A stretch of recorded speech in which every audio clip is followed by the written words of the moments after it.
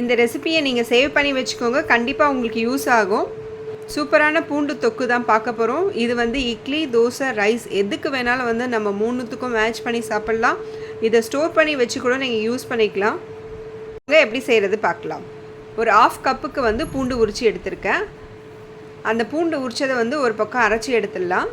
இன்னொரு பக்கம் ஒரு கடாயில் எண்ணெய் வச்சு கடுகு 1 டேபிள் ஸ்பூன், வெந்தயம் 1/2 டேபிள் ஸ்பூன் போட்டு அது கூடவே கருவேப்பிலையும் போட்டு பொரித்து எடுத்துட்டேன்.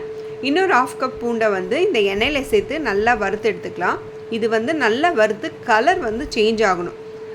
பாருங்கள், அழகாக சேஞ்ச் ஆகிடுச்சு. இப்போ வந்து அரைச்ச பூண்டை வந்து இதோடு சேர்ப்போம். அந்த விழுதை இதுவும் சேர்ந்து அந்த பச்சை ஸ்மெல் போகிற அளவு நல்லா வறுத்து எடுத்து எலுமிச்சைப்பழம் சைஸ் புளியை வந்து ஊற வச்சு வச்சுருக்கேன். அதையும் இது கூட சேர்த்து 1/2 டேபிள் ஸ்பூன் மஞ்சத்தூள், 2 டேபிள் ஸ்பூன் மிளகாய் தூள் இல்லை காஷ்மீரி சில்லி எது வேணாலும் சேர்த்துக்கலாம். இது கூடவே தேவையான அளவு உப்பு சேர்த்து நல்லா மிக்ஸ் பண்ணி விட்டு இது நல்லா எண்ணெய் ஊற்றி நீங்கள் வந்து ஃப்ரை பண்ணிக்கிட்டே இருக்கணும். நம்ம ஊற்றின எண்ணெய்லாம் மேலே வந்து மிதக்க ஆரம்பிக்கும். அப்போ வந்து ஃபைனல் ஸ்டேஜ். அப்போ 1 டேபிள் ஸ்பூன் நாட்டு சர்க்கரையோ இல்லை வெல்லமோ சேர்த்துக்கோங்க. சூப்பரான எம்மியான பூண்டு தொக்கு ரெடி ஆகிடுச்சு. நீங்களும் ட்ரை பண்ணி பாருங்கள். பார்த்துட்டு எங்களுக்கு வந்து கமெண்ட்ஸை ஷேர் பண்ணுங்கள். தேங்க்ஸ் ஃபார் வாட்சிங்.